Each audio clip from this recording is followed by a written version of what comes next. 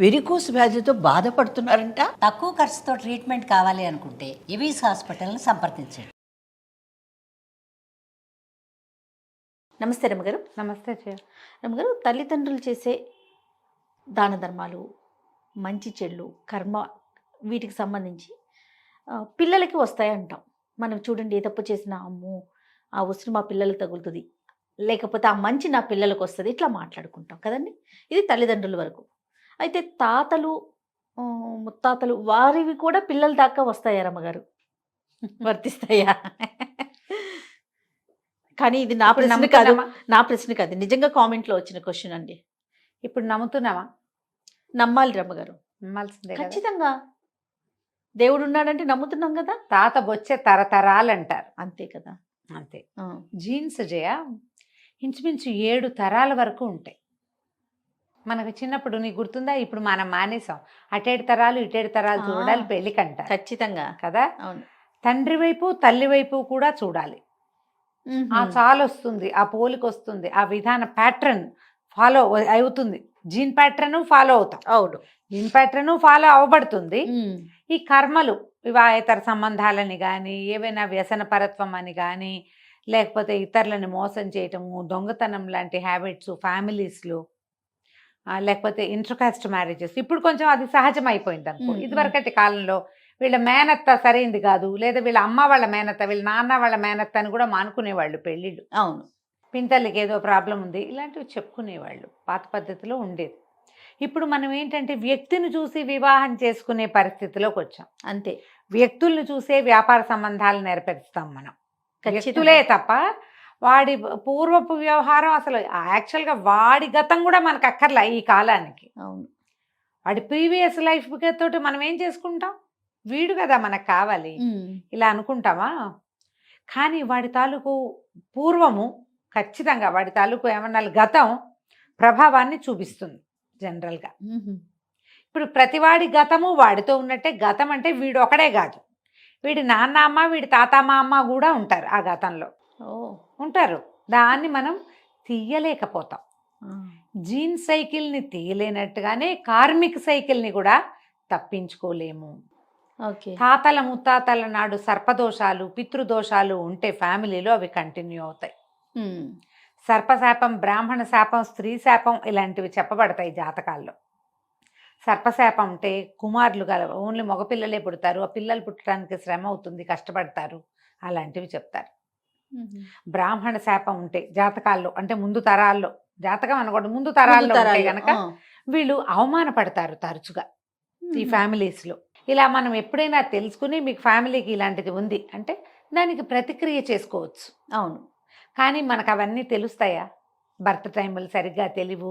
ఒకవేళ టైం తెలిసినా, మనకు అన్నీ అర్థమైనా, ఇది ఏదన్నా ప్రాబ్లం ఉంది ఇందులో, ఈ వ్యవహారంలో ముందుదేదో మనకు వెనకాల పడుతోంది అని అనిపించినప్పుడు మనం ఎవరిని అప్రోచ్ అవుతామో వాళ్ళు సరైన వాళ్ళు కావాలి. ఇక్కడ రాసు రావాలి. దాన్ని కూడా మంచి మిత్రుడు రావటం, మంచి గురువు దొరకటం, మంచి వైద్యుడు, స్నేహితుడు, గురువు, మిత్రుడు, డాక్టరు, దీంతో పాటుగా మంచి జ్యోతిష్యుడు, ఇది కూడా రాసుకు రావాలి చేయ. అవునండి. వాళ్ళ చేతులు పడి మోసపోతారు, మిస్లీడ్ అయిపోతారు చాలామంది పాపం. ఆ జ్యోతిష్యుడు కూడా వీళ్ళ జాతకంలో రాయబడి ఉంటాడు, సరైన వాడు. లేకపోతే మోసగింపబడాలి అని రాసుకొచ్చాడు అనుకో, అది వైద్యుడి చేత మన కర్మగాలి.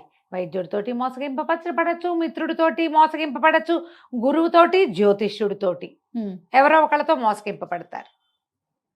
ఇవన్నీ రాసుకు రావాల్సిందే, అంతేగా ముందు నుంచి తెచ్చుకోవాలి. సాధారణంగా మనకు ఒక పాఠం ఈ కర్మ సిద్ధాంతపు లెక్కల్లో ఏం చెప్తారంటే, మనం ఎవరికి రుణపడి ఉంటామో, లేదా ఎవరు మనతో తీవ్రమైన రుణాలు కలిగి ఉంటారో వాళ్ళు మన ఇంట్లో సంతానంగా పుడతారు. మనము రుణపడి ఉన్న పిల్లలేమో బాగా మన డబ్బంతా, మన సేవంతా తీసుకుంటారు. మనకే రుణపడి ఉన్న పిల్లలేమో మనకే సేవిస్తారు, మన్నే సేవిస్తారు. ఏదో పిల్లలకి సాధారణంగా చేయించుకోవాల్సిన క్రియలు మాత్రమే చేయించుకుని తర్వాత వాళ్ళ డబ్బు, వాళ్ళ సర్వీసు అంతా పేరెంట్స్కి ఇస్తారు. ఇందులో తటస్థులు ఉంటారు కొంతమంది. వాళ్ళకి ఏదో ఒక ఇచ్చిపుచ్చుకునేది ఉంటుంది ముందు జన్మల్లో. వివాహాలు అయ్యేదాకా లేదా సంపాదన వచ్చాక బయటకు వెళ్ళిపోతారు. ఇక అమ్మా నాన్నతో సంబంధ బాంధవ్యాలే ఉండవు. ఉమ్. అంటే ముట్టని కొడుకుల్ని మనం ఎన్ని వేల మందిని చూస్తామమ్మా చూస్తున్నామండి ఈ రోజుల్లో. కదా. ఈ రోజుల్లో ఇప్పుడంటే ఫారిన్ వెళ్ళిపోతున్నారు. పాత రోజుల్లో కూడా ఉండేవాళ్ళ, మా అత్తారిళ్ళకి వెళ్ళిపోయేవాళ్ళు, వేరే ఊళ్ళకి వెళ్ళిపోయేవాళ్ళు, ఊళ్ళోనే ఉండి అస్సలు మొహాలు చూసుకోకుండా నాన్న చచ్చిపోయినప్పుడు తలకొరివి పెట్టడానికి మాత్రమే వచ్చేవాళ్ళు, తలకొరివి కూడా రాని వాళ్ళు ఇదివరకు కూడా ఉన్నారమ్మా. ఇప్పుడు కాలం చెడిపోయిందని అనుకోకూడదు. ఈ చెడిపోయిన కాలం ఏనాడు ఉంది. ఉమ్. ఇవన్నీ మన కర్మబంధాల వల్లే ఇవి అవుతాయి. ఇప్పుడు మన ప్రధాన ప్రశ్న, ఉమ్. తాతల కర్మలు మన వాళ్ళకి వస్తాయా? ఖచ్చితంగా వస్తాయి. తాతలు చేసిన పాపాలు మన వాళ్ళ వెంట పడతాయి, ఆ కుటుంబం వెంట పడతాయి. మరి మనవడు కుటుంబంలో భాగం కాబట్టి వాళ్ళు అనుభవించాల్సి వస్తుంది. అంతేగా. తాతలకి ఇతరత్రా సంబంధ బాంధవ్యాలుండి స్త్రీని ఇంట్లో ఆడవాళ్ళని ఏడిపించిన, లేదా బయట ఆడవాళ్ళని ఏడిపించుకుని తిన్నా, ఏవైనా భ్రూణహత్యలు లాంటివి, శిశుహత్యలు లాంటివి, అలాంటి వాటికి పాల్పడితే అవన్నీ కూడా వీళ్ళ తర్వాత తరాల్లో శాపాలుగా పరిణమిస్తాయి. ఉమ్. మనం అన్నీ బాగుంటాయి, కొన్ని కుటుంబాలు చూస్తాం, వాళ్ళ ఇంట్లో పిల్లలు కలగరు, అవును. పుట్టిన పిల్లలు జబ్బుగా నాదారిగా ఉంటారు. ఏం చేసినా డబ్బులున్నాయి, డబ్బు ఉంది, అన్నీ ఉన్నాయి, పిల్లడు సరిగ్గా లేడు. ఉమ్. ఏం ఉమ్. ప్రయోజనం అమ్మా? అది పాపం వీళ్ళ పూర్వకరమైన అయి ఉండొచ్చు, పితరుల పూర్వకరమైన అయి ఉండొచ్చు. ఓ. జనరల్గా వీటిని తప్పించుకోవటం ఎట్లా అని వెంటనే ఒక ప్రశ్న స్పీడ్గా వస్తుంది, అవును. ఎలాగ వీటిని తప్పించుకోవటం?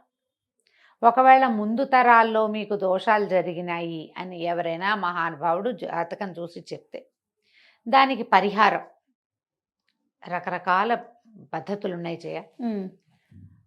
జ్యోతిష్యుడు సరైన వాడయ్యి, నిజంగా దైవజనుడు, దైవజ్ఞుడు, భగవంతుడికి సంబంధించిన వాడే అయి ఉంటే కనుక దైవజ్ఞుడే, మనకు తెలిసిన వాడు. ఇప్పుడు జ్యోతిష్యుడు వేరు, దైవజ్ఞత వేరు. అంతే.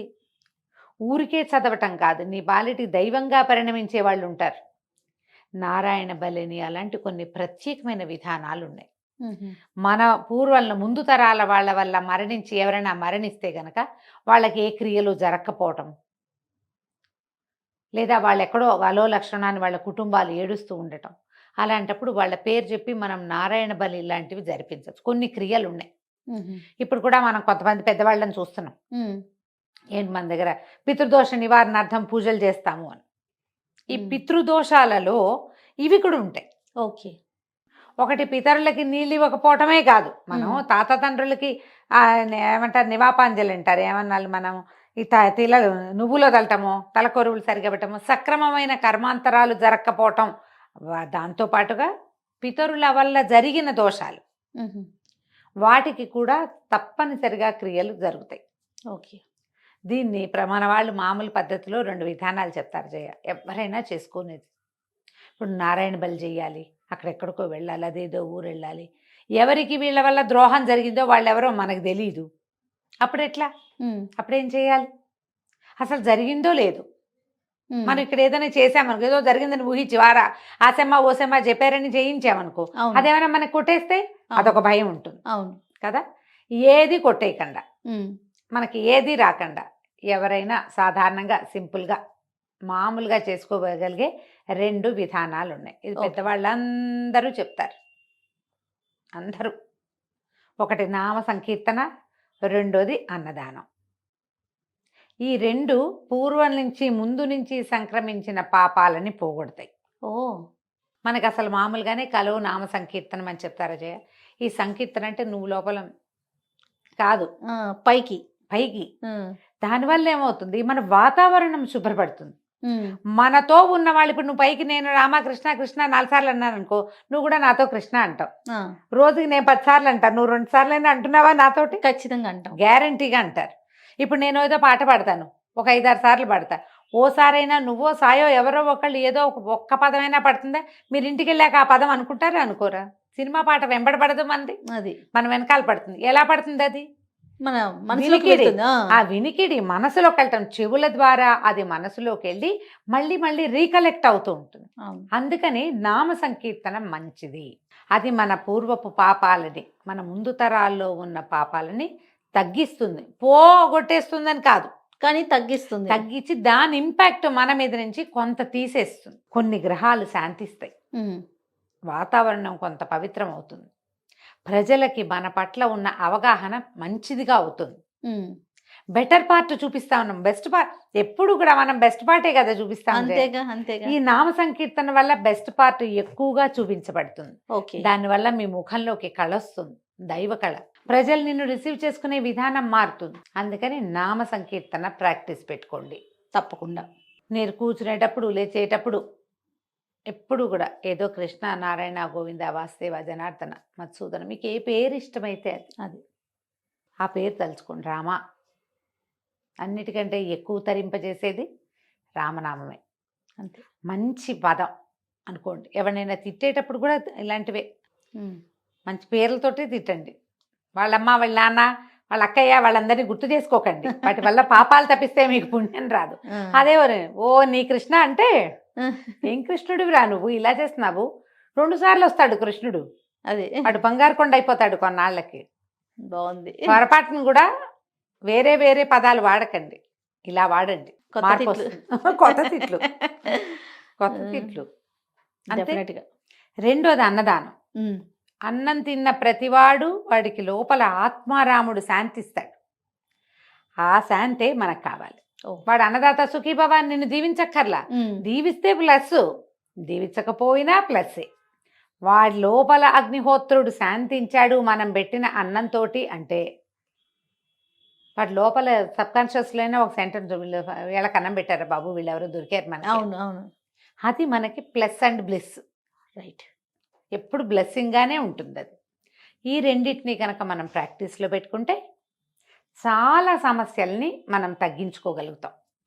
అది జాతక రీత్యా కావచ్చు, ముందు తరాల్లో సమస్యలు కావచ్చు, మన తాతలు నిజంగానే తెలిసి చేసిన తప్పులో, పాపాలో, పొరపాట్లో, కొన్ని చేయకూడని పనిలో, ఆ సమయంలో పాపం వారి జీవితానికి అవే అవసరం కూడా అయ్యి ఉండొచ్చు. అవును. చెప్పలేకపోతాం. అవసరానికి చేసేవి కూడా కొన్ని ఉంటాయి కదా, అలాంటిది ఏదైనా కూడా అయ్యి ఉండొచ్చు. అయినా దాని ఇంపాక్ట్ లేకుండా ఉండదు కదా. తెలిసి ముట్టుకున్నా తెలియక ముట్టుకున్నా నిప్పు కాలే తీరుతుంది. అంతే. పాపము, పొరపాటు, ఇతరులని బాధించటము అవి మన వెంబడి పడిపోతాయి. ఆ వెంట పడకుండా ఉండాలంటే మీరు ఇది పడండి, ఈ పని చేయండి. దీనికి ఎవరి సలహా సంప్రదింపు అక్కర్లా. ఇప్పుడు మీరు ఎవరికైనా అన్నం పెడితే మా తాత తప్పు చేశాడు కాబట్టి పెట్టాను అనుకోకర్లా, మీరు పెట్టడం అలవాటు చేసుకోండి. అది ఎలాగో ప్లస్సేగా మనకి. అవును. ముందు తరాల్లో ఏదో అయ్యే చెయ్యాలని కాదు, అవ్వకపోయినా ఇవి చెయ్యొచ్చు, అయింది ఏదైనా ఉంటే ఇది కడిగేస్తుంది. తప్పకుండా. కరెక్ట్గా అర్థమైంది కదా నేను చెప్పిన 100% అండి. మీకు తెలిసినా తెలియకపోయినా ఈ 2 ప్రాక్టీస్లు కనుక పెట్టుకుంటే అన్ని విధాలా మంచిది. తప్పకుండా రమగారు. నమస్తే. నమస్తే.